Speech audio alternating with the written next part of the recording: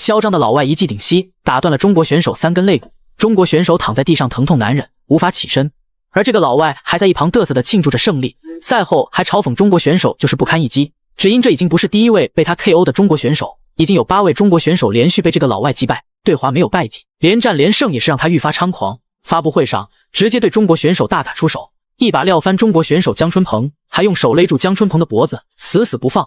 工作人员强行拉开之后，还对着中国选手破口大骂，行为极其嚣张。明天你们要打明天的啊！到底是什么样的选手竟敢在中国这么狂？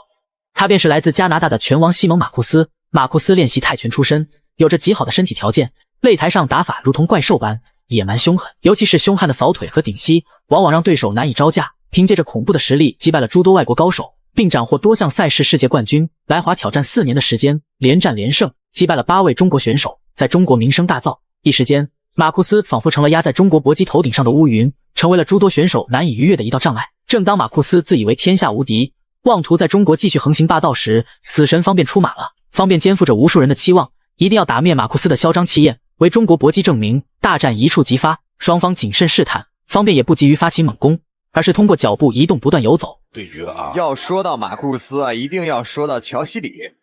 要说到乔西里，就一定要说到吗？双方忽进忽退，打得有来有往。马库斯慢慢逼近方便，试图压着方便打，而方便则是继续采用迂回战术，试图抓对手的漏洞，打防守反击。因为是第一次走进拉斯维加斯武林风，然后我的那个对手呢就是乔西里因为当时乔西里以前在美国已经是不错的，但是呢在世界上的名气然后呢给我比完赛之后呢他就受伤了，然后休息年之后出来之后就拿了火热的冠军，可以说是因为跟您打比赛。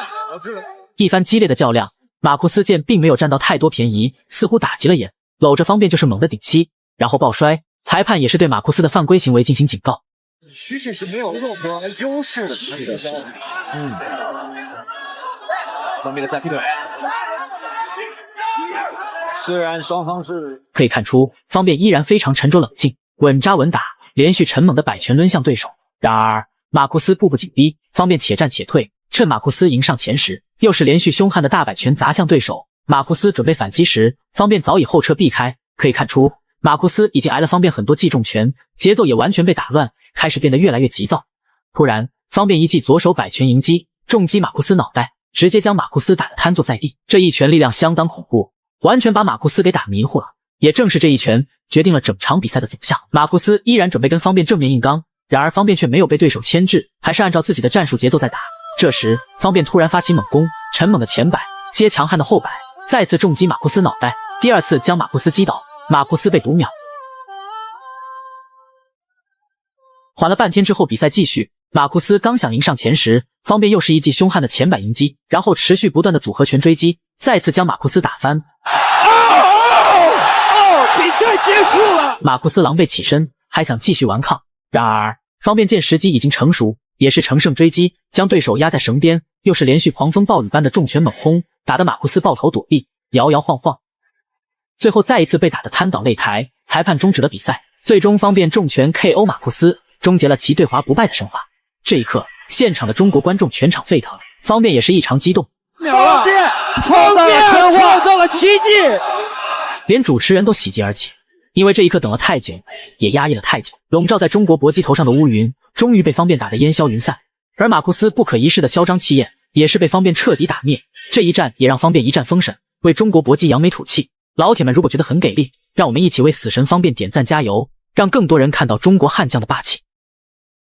断头台，这是非常擅长的断头台，拍了！中国小将一击旱地拔葱，直接掰断了老外的脖颈，吓得裁判紧忙上去终止了比赛。这个嚣张来滑踢馆的家伙，就是来自菲律宾的综合格斗王者，叫杰西·保罗。杰西·保罗不仅是 PAC 的冠军，而且还有着非常强悍的大赛经验。来滑踢馆的他根本没有把我们中国选手放在眼里，并且赛前还撂下狠话，打中国选手就像是捏死蚂蚁一样简单。他此次的目的就是想要称霸中国拳坛，把所有中国选手踩在他的脚下。面对如此嚣张的家伙，中国小伙阿拉腾黑利霸气前来迎战，势必让其为自己的行为付出惨痛的代价。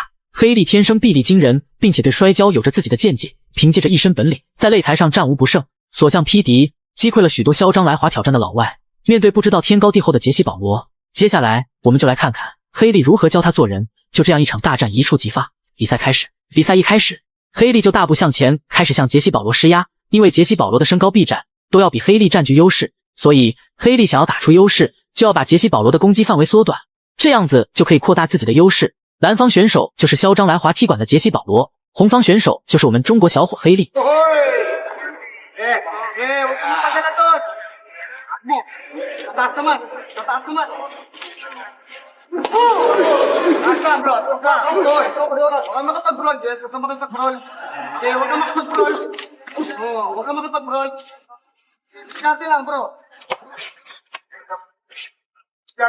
黑利频繁的输出也是给杰西·保罗造成了很大的威胁，杰西·保罗不得不后退做出防守。此时的黑利越打越放松，上来攻势就非常的明确。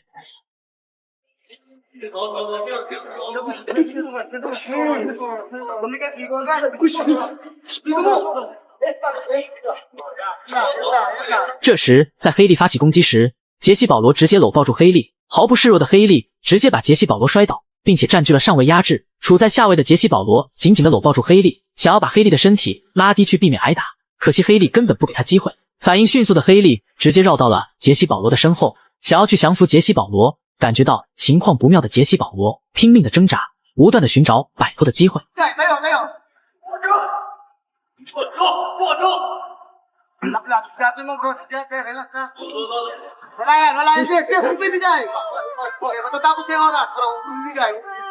在杰西·保罗拼命的挣扎下，依旧是无济于事，只因为黑利的地面技术太强悍了。面对难解难分的两人，杰西·保罗并没有放弃，依旧是不断的挣扎。可惜刚站起来，又被黑利摔倒在地，这让杰西·保罗一点办法都没有。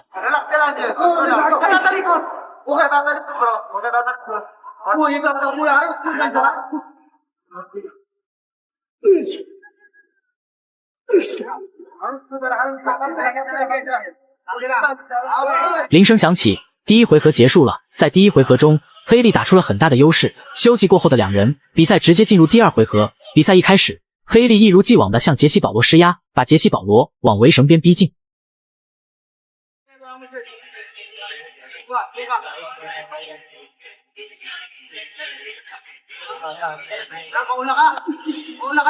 在互相换拳的时候，明显黑利的拳头力量要比杰西·保罗大。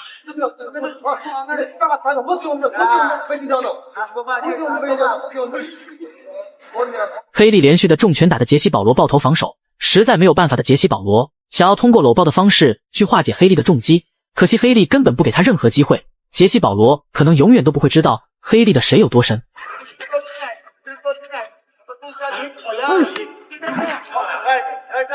占据上位压制的黑利没有办法进行降服，所以就做了一个假动作。杰西·保罗刚好中计，黑利直接拿到了断头台的控制。